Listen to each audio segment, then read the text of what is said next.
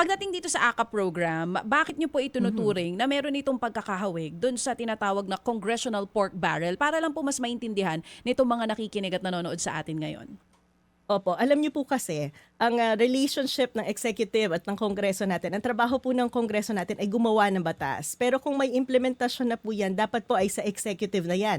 Pero kitang-kita naman po natin kung paano ini-implement itong AKAP program, no? Dadaan muna sa mga congressman, sila ay sumasali sa pag-identify kung sino ang magiging recipient ng programang ito. Kasama sila sa pagdidistribute ng AKAP program. Makikita mo, kasama lahat ng banners nila dyan at hindi magkakapwedeng magkaroon ng AKAP distribution kung hindi kasama sila.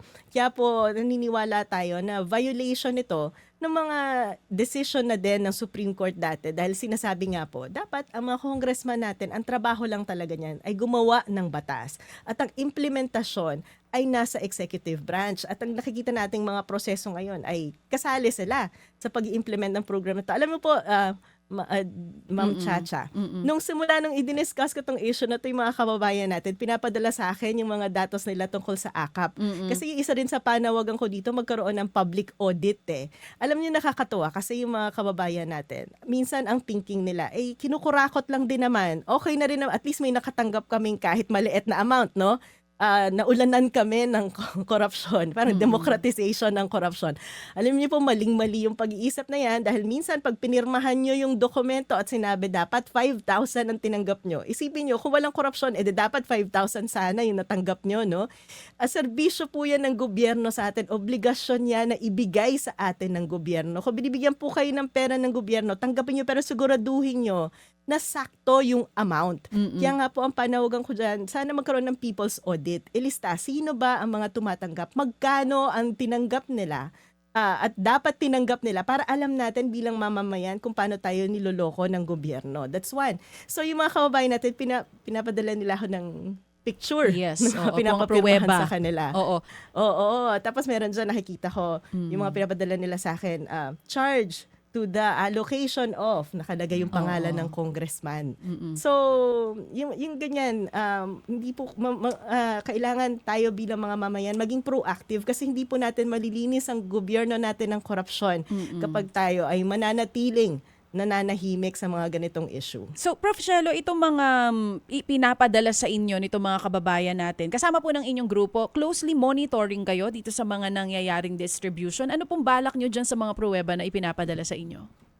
Yun po, ang panawagan po natin ay diniscuss ko na rin po, binanggit ko to kay Secretary Mina Pangandaman kasi magkakasama po kami sa Open Government Partnership na sabi sa kanila para mas mapalakas pa ang accountability ng gobyerno, ay baka maaari nating isama itong distribution ng mga social protection programs natin under the Open Government Program, kasi partnership program. Kasi ngayon po, ang gobyerno ng Pilipinas ay isa sa mga opisyal ng Open Government Partnership. Nandun din po sila sa steering committee, pero bilang kasama sa leadership ng OGP, dapat po ay nagpapakita tayo ng magandang halimbawa, mga programa, mga inisyatibo na labanan ng korupsyon. Kaya nung nakikipag-usap po ako sa DBM, tinatanong ko palagi, nasa na ba yung FOI law natin? Ito nga po, baka maaaring isama itong distribution ng mga ganitong financial assistance, social protection program dito sa OGP program at magkaroon ng listahan publicly available para ma-verify kung itong mga taong nakalista, tinanggap nga ba nila yung saktong amount. Pati na rin po, importante po yan kasi evaluation. Ang laki-laki ng ginagastos natin dyan, milyon-milyong piso. Paano nga ba nakakatulong ang mga programa nito na i-achieve yung mga goals na tinakda nung binuo ang programang to? Hindi po ba halimbawa yung AKA program na yan, nung sinuggest yan ni Speaker Romualdez, ang purpose daw niyan ay para ma-address ang problem ng inflation. Okay. So, paano nating malalaman kung epektibo ba yan kung walang malinaw na monitoring? So, on my end po, bilang isang professor, yan po yung ina-advocate ko na kailangan mas maging transparent at magkaroon ng malinaw na assessment kung ano ba nagiging impact ng mga polisiya na to para pagpasok ng 2026, madesisyon na natin, kailangan pa ba yung programa na yan o hindi? Epektibo ba siya o hindi? Naaayon dun sa itinakdang objective nung siya ay finormulate.